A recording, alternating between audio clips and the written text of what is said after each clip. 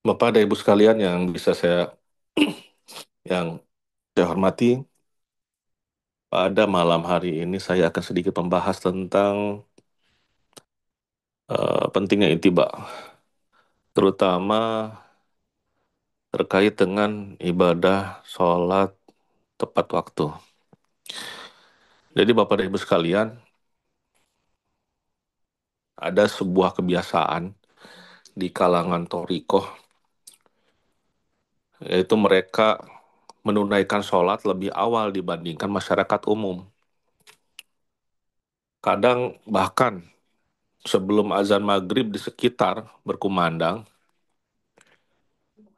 mereka ini sudah berdiri menegakkan sholat berjamaah. Bagi orang yang belum memahami, tentu hal ini kan menimbulkan pertanyaan. Mengapa mereka sholat lebih cepat?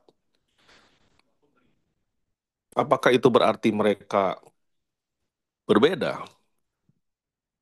Ataukah memang ada dasar yang kuat di balik kebiasaan ini?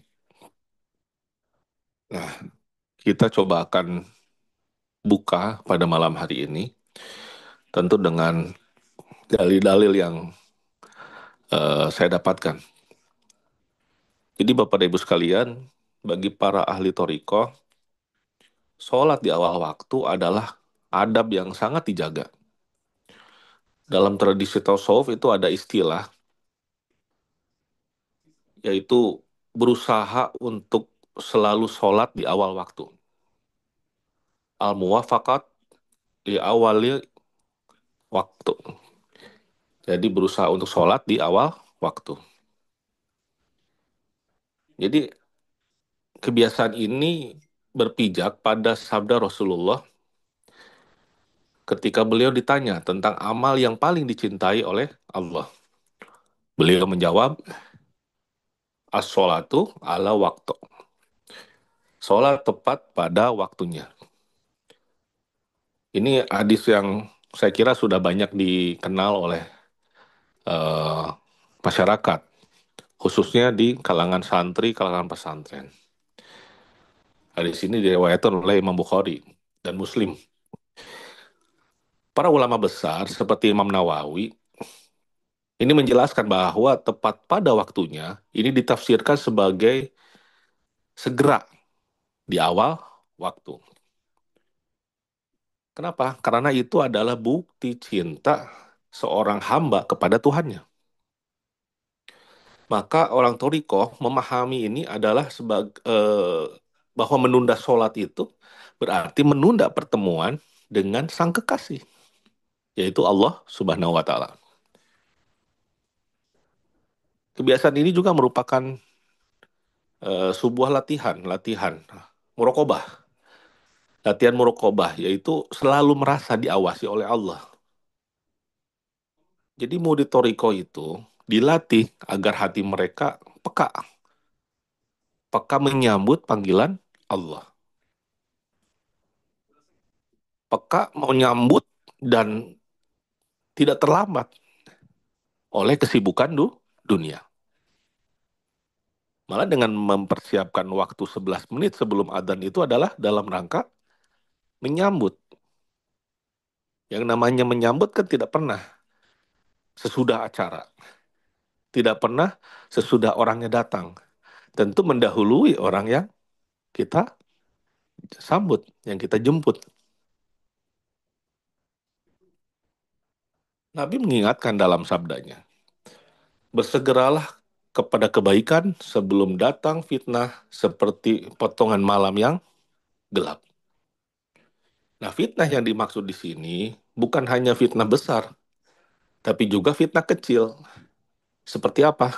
Kelalaian, atau kesibukan sehari-hari, atau rasa malas, seperti itu. Jadi, karena itu, sebelum dunia merampas waktu, maka para solik itu langsung menegakkan sholat. Imam Al-Ghazali dalam Ihya-nya menyebut bahwa orang yang benar-benar rindu kepada Allah akan segera memenuhi panggilan sholat. Sebagaimana seorang kekasih yang segera mendatangi panggilan kekasihnya. Nah, saya kira semua paham. Yang sudah menikah, yang sedang pacaran, saya kira paham. Ketika dipanggil oleh orang yang terkasih, maka kita langsung menyambut. Bahkan sebelum diminta sudah memberi. Seperti itu. Nah, di Majelis Toriko, ini ada hubungannya juga dengan kebiasaan zikir. Jadi para murid ini sering duduk berjam-jam ya dalam majelis zikir, dan ketika waktu sholat masuk, mereka tidak membuarkan majelis. Tidak langsung bubar majelis, ya. Tetapi apa? Ketika datang azan, menyambut azan tersebut, membalas panggilan azan tersebut, lalu kemudian langsung menegakkan sholat berjamaah. Jadi masih di dalam zikir, di dalam majelis itu, tidak bergeser. Langsung saat itu juga, langsung berdiri dan langsung sholat. Nah, Rasulullah bersabda, sholat berjamaah lebih utama daripada sholat sendirian dengan 27 derajat. Nah, ini ada suatu konsistensi. Dari sebelumnya zikir, ya, zikir tersebut yang zikir yang menghidupkan hati, kemudian langsung masuk ke dalam sholat, disempurnakan dengan sholat berjamaah. Dan sholat berjamaah melipatkan lagi pahalanya. Jadi ada suatu kesinambungan di sini. Nah, dengan cara ini, aliran zikir itu terus berkesinambungan, tidak terputus. Tapi justru menemukan nanti puncaknya ketika sholat. Jadi kalau olahraga itu ada pemanasan, ada yang intinya, dan ada pendinginan. Ya, kalau boleh saya sebut zikir sebelum sholat sambil menunggu waktu sholat itu ada pemanasan. Lalu kemudian masuk waktu sholat, lalu kemudian menegakkan sholat. Nah itu adalah masuk ke dalam sebuah olahraga inti. Lalu kemudian setelah itu zikir lagi. Pendinginannya apa? Zikir hofi. Nah, seperti itu. Selain itu juga ada unsur adab terhadap mursid. Dalam toriko, mursid atau guru rohani itu tidak hanya menyampaikan ilmu saja, tapi juga melatih kedisiplinan spiritual murid-muridnya. Jika mursid memberi arahan agar sholat ditegakkan di awal waktu, maka murid dengan penuh adab itu akan mengikuti. Hal ini bukan suatu takdir buta, ketaatan buta, bukan. Tapi ini bagian daripada latihan ruhani. Supaya murid mulai terbiasa mendahulukan perintah Allah daripada perintah hawa nafsunya. Hawa nafsu itu kan di dalamnya adalah termasuk rasa malas tadi, lalu kemudian rasa nanggung karena pekerjaan, itu kan semua hawa nafsu. Nah, dengan belajar mengikuti apa kata Syekh Mursyid, kita belajar untuk kesampingkan itu semua dan mendahulukan perintah Allah. Rasulullah pernah bersabda, imam dijadikan untuk diikuti. Jadi mengikuti arahan mursyid dalam hal ini adalah sholat awal waktu, itu adalah bentuk nyata daripada latihan ketaatan seorang murid yang nantinya akan membawa murid tersebut akan semakin mendekat dengan Allah. Bapak Ibu sekalian, memang kadang ya ada masyarakat umum yang melihat jamaah toriko itu seolah-olah sholatnya lebih awal daripada waktu umum. Padahal itu sebetulnya kalau kita bongkar, itu kan disebabkan adanya perbedaan hisab dan ru'yah dalam menentukan waktu masuk sholat. Masjid umum kadang ada yang mengikuti hisab dari lembaga A, lembaga B, ormas A, ormas B, seperti itu. Sementara jamaah Toriko ada juga yang menggunakan metode hisab dan ru'yah yang berbeda. Meskipun hanya selisih beberapa menit.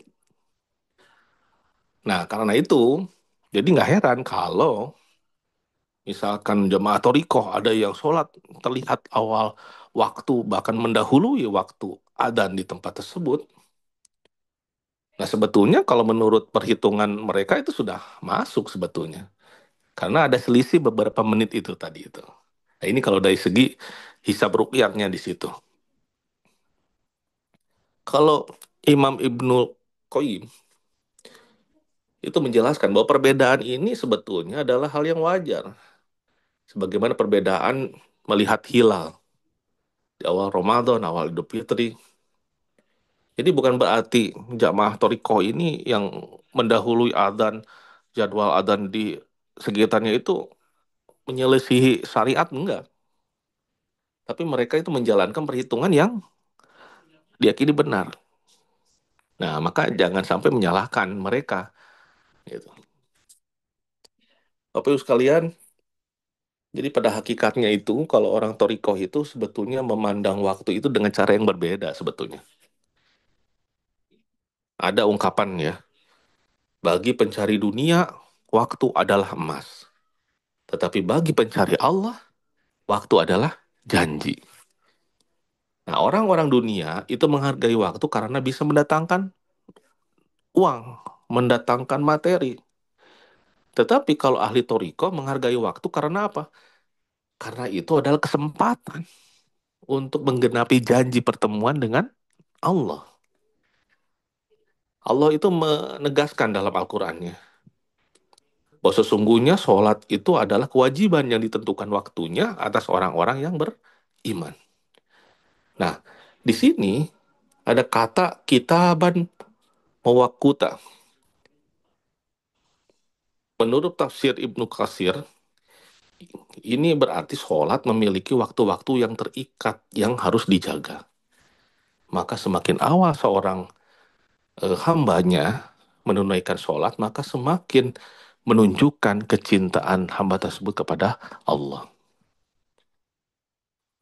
Jadi Bapak Ibu sekalian, eh, kalau ini dipahami oleh orang Toriko, ini sebagai sebuah peringatan keras jika ternyata ada yang menghalangi terhadap sholat waktu ini, pekerjaan kah, atau hujan kah, atau sedang dalam kendaraan apapun, itu adalah sebuah sebuah kelalaian bagi seorang salik, seorang ahli zikir. Oleh karenanya, pengasah Abah pernah menyampaikan bahwa ketika kita sedang dalam mobil, contohnya, ketika datang waktu sholat, itu tidak perlu lagi mencari musola, tidak perlu lagi mencari masjid. Kalau kita sedang menjadi penumpang, saat itu juga kita sholat. Di situ, di tempat kita. Kiblatnya menghadap ke jalan, ke depan. Nah, kalau kita sedang nyupir, maka ketepikan mobilnya, lalu kemudian sholat di situ. Saat itu juga. Nah, ini kan menunjukkan bahwa sholat di awal waktu itu sangat penting sekali. Nah, jadi orang yang terbiasa sholat di awal waktu ini akan merasakan buah yang manis di dalam hidupnya. Dia akan merasakan ketenangan hati karena tidak ada penundaan. Kalau orang Sunda bilang jongjon, merasa tidak ada hutang, merasa tidak akan nanggung, sudah beres semuanya. Tidak ada rasa bersalah karena apa? Karena kita belum melakukan sholat. Nah, itu akan merasakan sebuah disiplin spiritual karena terbiasa taat secara spontan.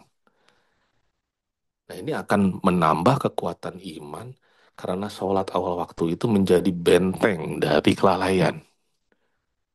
Dan yang terpenting, bahwa ia akan merasakan kedekatan dengan Allah.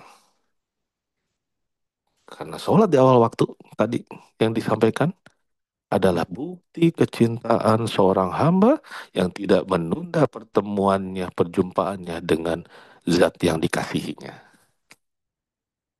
Nah, Bapak Ibu sekalian, berarti sampai di sini kita bisa memahami betapa pentingnya tidak terhalang sedetik dua detik langsung ketika itu, ketika kita sudah menyambut waktu sholat dengan zikir, dengan iktikaf 11 menit sebelum datangnya sholat, kita sudah duduk, kita menyambut datangnya perjumpaan dengan yang terkasih. Lihat betapa indahnya ya. Semoga kita semua telah dan akan dan selalu dibisahkan, diistiqomahkan. Sekian yang bisa saya sampaikan. Semoga bermanfaat. Assalamualaikum warahmatullahi wabarakatuh.